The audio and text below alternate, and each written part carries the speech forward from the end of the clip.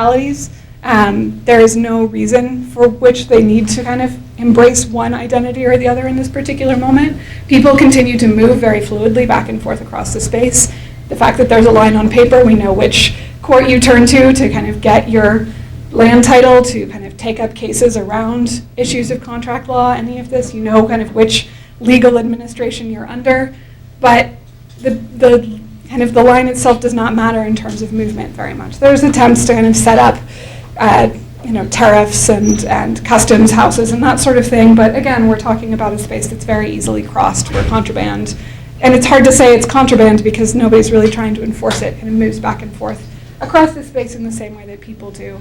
And where there are multiple attempts by the local and the state and the Mexican governments kind of within the Soconusco to attract more Guatemalans to this place, again, as potential labor, as people to work on this hugely growing coffee economy where there's never enough workers. And so land is offered, and this is what this next slide is, and I'm going to very quickly go through this and then kind of wrap up, this is a finca that ends up, again, in kind of this ambiguous space, much like Romero's, between the two nations, where it's unclear kind of who it belongs to. It's claimed by a woman. This is one of these kind of locally manufactured titles that has no legal backing to it, aside from what kind of works locally. And it works locally for a while. But when it comes time, these little villages that have ended up kind of on the other side of the border, they want to stay. They want to claim property. And in a variety of moments, both sometimes to do with kind of villages that end up falling where they don't want to be when the border is drawn, and later when there's more political violence in Guatemala that leads to another wave of refugees coming northward, you see the local government offering up lots of land to these local villages, often on property claimed by somebody else, claimed in this kind of unclear way by some hacendado, some kind of elite doesn't mean very much in this region, but some large landowner.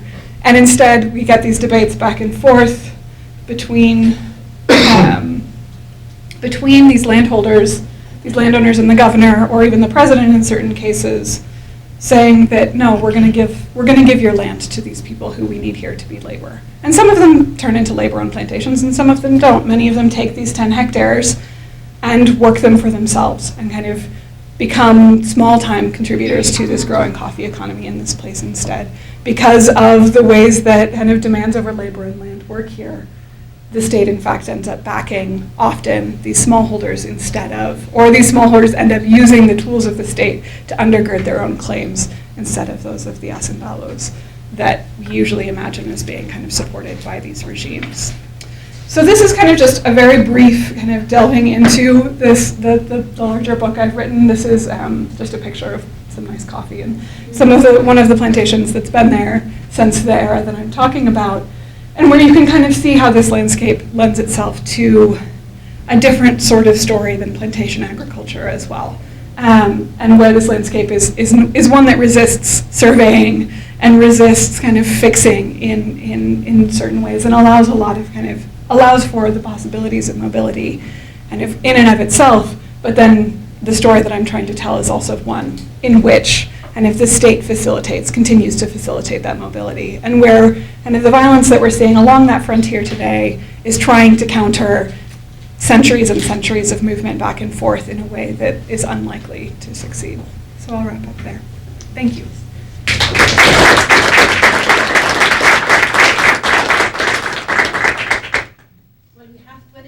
Questions, so we can continue finding out about what's happening there. Who wants to start? I have a question. Excuse me. Thinking about today and what you talked about, the fluidity of the border, with an increasing militarization of the southern border with Mexico, what are people still able to freely move back and forth? So I guess it's bringing up from then till now. Yeah. I don't know that I have any. This slideshow does not have images of this. So until very recently, kind of the first time I went to the Soconusco, which was in about 2010, there was really minimal presence kind of any sort of border forces along kind of any sort of border enforcement. There were proper entry points that one was supposed to go through, But I think, who was it? The Washington Office on Latin America, WOLA, did a study around 2014 in which they kind of sent people down to look at what was going on with the border as migration from a U.S. perspective was being turned into a problem, more as we saw kind of a larger number of people moving northward through this space.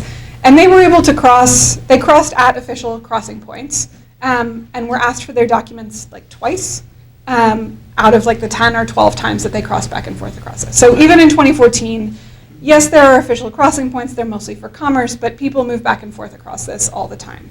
I was there 2015 again, and most of this comes again from spending time on this finca, on this coffee plantation. And in 2010, the labor that works this coffee is all Guatemalan today. Whether it's a plantation, whether it's a small holding, whether it's an ejido, everybody who works coffee is coming from Guatemala. 2010, that's just how that happened. And in coffee season, the relationships with families that had been ongoing for a long time, people moved into this space. 2015, when I was back, when I was staying up at this finca one day, and the owner gets a phone call and is really annoyed, and is really kind of like, oh, I'm up here, it takes 3 hours to drive down to the border, why do I have to do this? I was like, wait, what?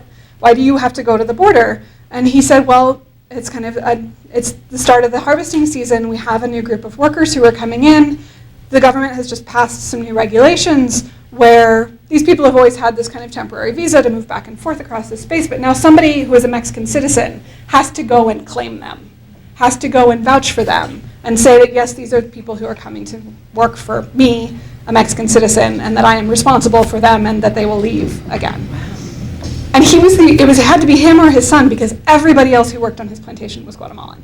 So either he or his son had to go down to the border.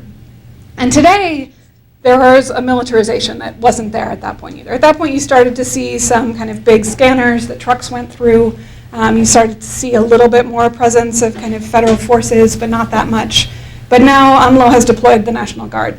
And there's a lot of really frightening images of very heavily, kind of riot police-looking kinds of people, military people in this border region, kind of trying to keep people from crossing, whether it's one of the caravans, whether it's families who are just moving across the Suchiate River on the rafts that have long carried stuff and people back and forth all the time.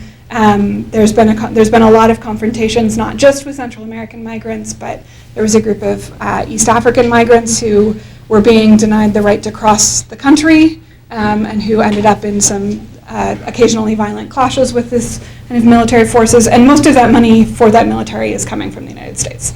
Is coming through the Merida Initiative, is coming from kind of earlier kind of efforts to heighten border security in this space, to essentially move our border back to the border with Guatemala, if not further south. And so it is kind of a thing of the last decade that what had been a really kind of open space with official points of crossing, but not a lot of enforcement around them, has become a space where, again, it's pretty impossible because it's a very long border that's mostly in the jungle, but where there is a much greater effort and a much greater presence to try and kind of enforce it as a line, a real kind of border or boundary.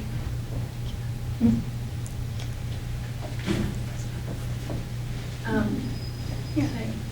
Thank you for your talk. I'm curious about the market incentives at the time. Like, were farmers who were in that ambiguous border region, was it more desirable for them to be part of Mexico or part of Guatemala because of access to the coffee market? And like, was there better infrastructure on one side or the other, or were agricultural extensionists in that area, from Guatemala City or Mexico State? What was that like at that time? And So, what was pulling people? Yeah, in the moment that I'm talking about, there was nothing. Like the port was a beachfront. There were not ships that stopped there every time. If you were going to export coffee, you were probably going to do it south through Guatemala. Romero, one of his main kind of, as Minister of Finance, he has control over the ports. And one of the things he's trying to do is build up the infrastructure of actually having a port in this place. One of the things he manages to do is designate this place as a port, kind of the beachfront, as a port for international trade, and to get a U.S. shipping line to stop there on a monthly basis. Like, those are things he achieves, and that create some incentives for people to kind of send their coffee out through that region. Guatemala has a booming coffee economy already, and so kind of marketing-wise, it's probably easier to go that way. the villagers that I'm talking about are growing just like a little tiny bit of coffee and likely selling it to the nearest finquero, who's then going to sell it onward. And so as long as they've got somebody kind of within a local market to sell it to, they're not as concerned about kind of these external, kind of the ways it's flowing outward. And they're mostly still growing food for themselves. They're mostly kind of participating in very local markets and subsistence farming. But the investors, kind of these elites who are coming in, one of the things alongside the border that they're complaining about is the lack of ways to get coffee out and capital in. There's not any sort of agricultural extension yet, unfortunately for them. It eventually gets built up. It's one of the things that also Romero is trying to do, and then once he leaves, various other local planters, as well as a growing group of immigrant planters from elsewhere in Mexico, start to do as well. There's people from this region who become kind of the exemplars in the agricultural literature of the era of kind of what successful export agriculture looks like, as well as the people kind of who continue to complain about all the ways in which the Mexican government is not serving the interests of export of places like this. And so you see kind of correspondence from this region get published in national journals of various sorts and bulletins about kind of how well things are going, but also how much better things could be. But in this moment, there's not really incentives for people to lean one way or the other beyond kind of if they have a particular affiliation with one of these politicians or another. And most of them don't yet. Yeah, thank you. So I wanted to follow up on coffee. Yeah. Are there any competitive agricultural strategies? Is there organic coffee? Is there fair trade coffee? Are there cooperatives? What kind of coffee growing is happening there? Yeah. So today, I mean, in this moment, what kind of in the 1860s, 1870s, 1880s, they are trying to become kind of Brazil dominates kind of commodity coffee always, kind of from the mid-19th century onward. Places like Guatemala, like Costa Rica, like the Soconusco want to get in at like the higher priced coffee already. There's already a differentiation in the 19th century of kind of, we could think of it as, Folgers and Blue Bottle, or I don't know what the nice local import is here. It's not quite that level, and it's definitely not being done kind of by way of nice coffee shops down the street from you in Madison. But there is already kind of this differentiation between qualities of coffee that's going on in the 19th century that leads to kind of different kind of commodity markets around them kind of on the international stage by that moment. Soconusco never gets like a particular name for coffee. It's not a place that you're gonna then or today find things marketed as, specialty coffee from the Soconusco. But today, most of the coffee, there has been an attempt to, again, kind of, there was a turn across most of the 20th century to just commodity coffee, to just growing as much as one could, possibly. Really intensive growing of coffee across the 20th century. And then when markets collapse in the 1980s, there's a lot of people who start to experiment with other modes, things like shade grown, things like organic. There's a big there's a large German population here who are very invested in biodynamic, moving even past organic, to kind of engage with a particular kind of specialty, eco-friendly coffee. But there's also a lot of ejidos. There's a lot of kind of cooperatives that are growing in this space as well that have not had kind of the access, for the most part, to the marketing that gets done by cooperatives elsewhere. But in the past few years, again, maybe the past decade or so, there's a company in California called the San Francisco Bay Coffee Company that is doing a lot of the exporting from this region. That has tapped into both the kind of cooperatives, ejido organized cooperatives, as well as some of these fincas that have decided to be biodynamic or organic or what have you. And so that it's kind of become a way in which still this is undifferentiated coffee. It's organic coffee from Central America. It's not shade-grown fair trade coffee from the Soconusco. The way it's being labeled is still somewhat generic and homogenized with other regions, but it is becoming a part of kind of a wave of turning towards some of that language in coffee marketing within the United States. And this company, if you buy organic coffee at Costco in kind of on the West Coast, you're likely getting coffee from this region. But again, it won't say that on the bag because this place has not yet managed to kind of market itself as a particular single source kind of place. I saw my first bag of coffee from Tapachula from the Soconusco marketed as such from a company in Santa Cruz about a year ago. So it's still, there's definite interest in doing that from this region, but they haven't yet quite tapped into that market. And with the way things are going, having a steady relationship with a big exporter is often a lot more secure than having kind of to each year try and sell your coffee on kind of that higher grade market. So there's plenty of people who are not doing well of a relationship with the larger company, but it kind of depends on the moment.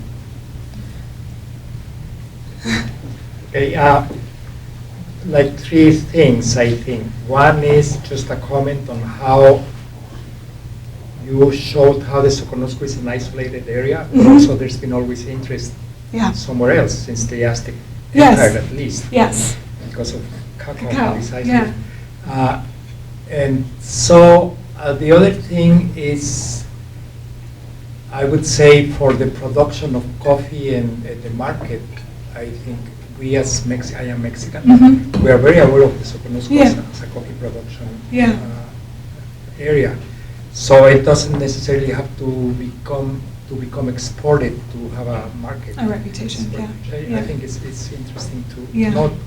But the main thing, maybe what I heard when I heard you talking about the Soconusco, the main thing that I thought about is when I was about 16 years old, I happened to be in a town that is about maybe now 30 minutes from Tapachula, Mapastepec.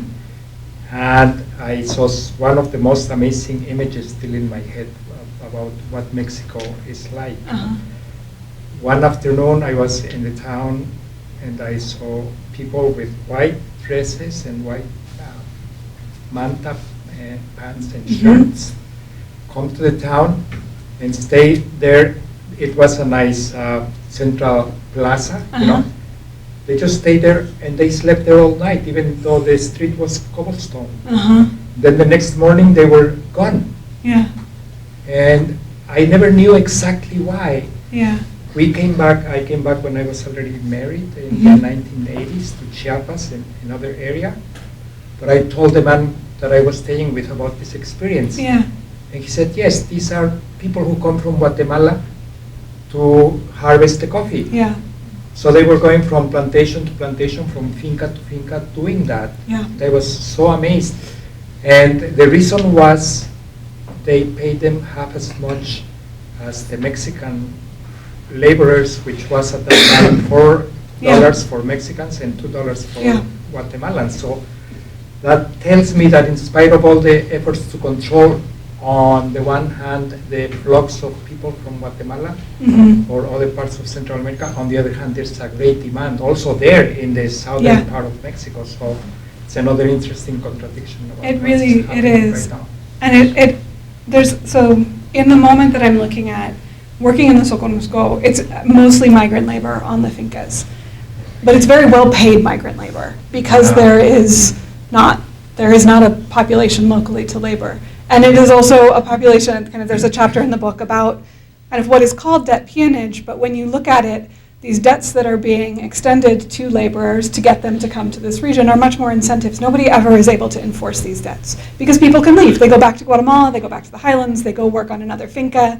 There's always somewhere else for them to go because there's never enough labor. And so even, yes, I mean, this is still the case that Guatemalans then kind of become, they already are in this moment, they increasingly become the predominant labor force because they're cheaper, but they're still likely earning more in the Soconusco than they are back on a coffee finca in Guatemala.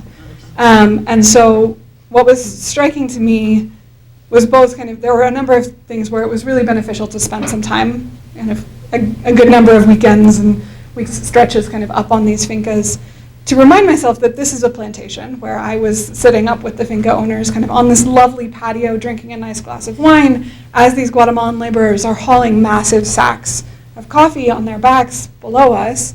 And it was a very strange experience in certain ways, but a really good kind of reinforcement of even if this is an economy that has a lot of different kinds of people contributing to it, it's still a backbreaking labor being done by one group of people half the time to benefit a very small elite. Another genteel society. And yes. But that it was explained to me by various people that it wasn't just those of us who were sitting on the nice patio in the beautiful old house having wine who were employing Guatemalan laborers. It was the ejidatarios across the valley. It was the small, the like supposed campesino representatives of the revolutionary Mexican state who also would not do this labor themselves, who were also going to hire people for a cheaper rate from Guatemala to come across the border and do this work for them. That in the way that doing agricultural labor in this country is not American work, right? It is work for an immigrant population. Doing this kind of labor around coffee in the Soconusco in southern Mexico is not work for Mexicans, it's work for migrant workers. And so that this kind of differentiation is there from very early on and is increasingly enforced. And there's a lot of racism against Guatemalans, but also a lot of reliance on their labor to keep this coffee economy that, as you said, is known in Mexico going. That there are a couple coffee shops in Mexico City where, yes, you can get coffee specifically from the Soconusco. There are no more questions. I have couple more questions. Go ahead. Okay, just since Chiapas is a region known for Zapatistas. Yes. And indigenous population, I was wondering what are the interactions between indigenous population and the general planting issue, and then also is climate change affecting? Yeah. So the Zapatista issue is, when I got, and this is, I don't know, for kind of folks who are in the process of writing books or are going to deal with indexers at some point, I got the index back for my book, kind of the draft index back for my book, a few months before it needed to be done. And I was going through it, kind of proofing it, and the word indigenous was not in there. Because my book does not, because that is not the way in which people organize their identities or are interacting with each other in this particular region. And I put it in there because you can't write a book about Chiapas and not have indigenous or Maya or both in the index. But that it, because of the long, as you said, this very long history of this place that lost a huge, after the arrival of the Spanish, the population utterly collapsed in this place. And so, but cacao was immensely important, and from the earliest days, the Spanish were trying to rebuild a cacao economy here, talking about the 16th century. And they moved people in from Guatemala, from the highlands of what's now Chiapas, from all over the place, and Spanish quickly becomes the lingua franca. So indigenous languages in this space, kind of people who are these villagers and smallholders that I'm talking about, are mostly already speaking Spanish definitely by the 19th century. And so don't identify, not that that's the only marker of indigeneity, but aren't identifying themselves as indigenous. They're identifying themselves as mestizo in one way or another. You have these people moving in from Guatemala who are migrating down to labor from central Chiapas, especially the ones from central Chiapas, from the highlands. They are marked as indigenous. And some of the people who are coming from Guatemala are also marked as indigenous, but not as strongly, and that's never, again, kind of the way around which identity is being in the 19th century kind of organized. It's around kind of what role you play within this economy and whether you have land or not, and kind of what village you belong to and how you're claiming kind of membership in that village, which, because everybody is kind of moving around in this space, rarely has to do with actually having, nobody's claiming lifelong kind of ancestral rights to particular spaces in the way that we see in other parts of Mexico or Guatemala, but rather based on kind of use of different sorts of legal codes and what a town means and things like that. And so in the 19th century, indigeneity is not a way around which people are organizing their identities. Later in the 20th century, it does become one, kind of in particularly around issues of accessing land, kind of becoming first a Mexican campesino in the 1930s. That's really when you see people declaring themselves to be Mexican, is when there's land reform in the 1930s and 40s, and we start to see folks whose citizenship was really ambiguous declaring themselves Mexican, not necessarily indigenous, probably not, because that would mean kind of interacting with a different set of state institutions, but declaring themselves Mexican campesinos at the least. But by the end of the 1900s, by the kind of after civil wars in Guatemala, the civil war in Guatemala has led to more movement of kind of Guatemalan, particularly indigenous people, Mayan people, into this space as a space of refuge. You see a growing kind of politics of kind of a multicultural politics and a politics of indigeneity in this space that is not the same as the politics of the Zapatistas often. It is kind of organized around a different sort of oppression that's often more about refugee status than about kind of being pushed off one's land. and that people in this space do not ally themselves with the Zapatistas at all. In fact, kind of the Zapatistas attack a lot of spaces, both kind of campesino-owned as well as fincas, because these are people with land. These are people who are doing okay.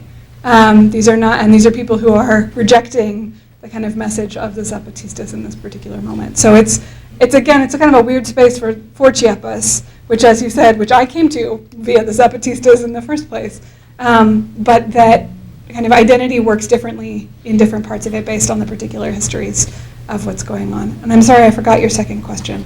It's about climate change, but maybe Oh, yes. I'll let Alberto ask the last question. Yeah. Because you don't have much time. No, I mean, I was just curious, with these efforts of Matias Romero to attract foreign investment, Mhm. that where was that foreign investment coming from?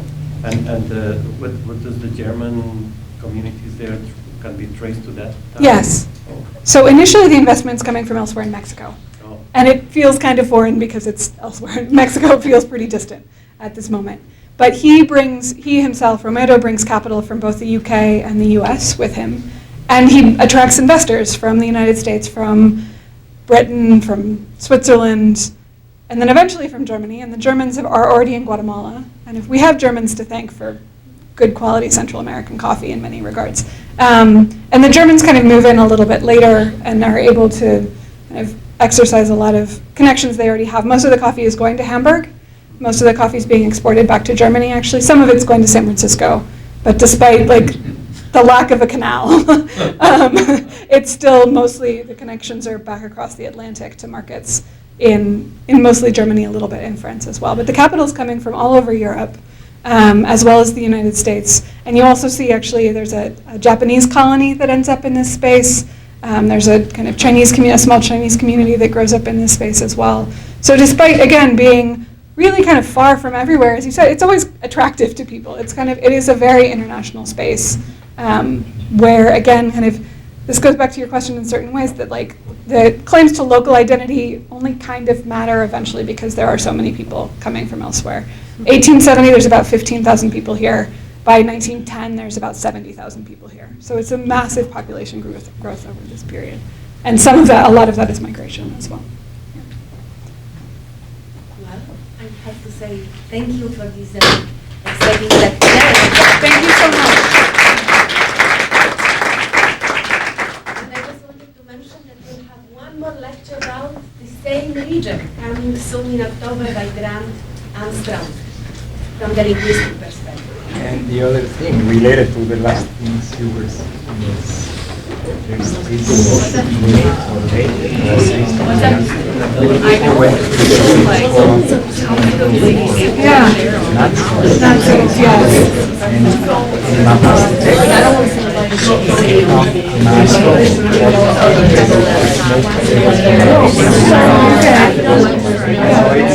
another part that I didn't want to bring in. What's fascinating is the Nazi connection. The family that I stayed with,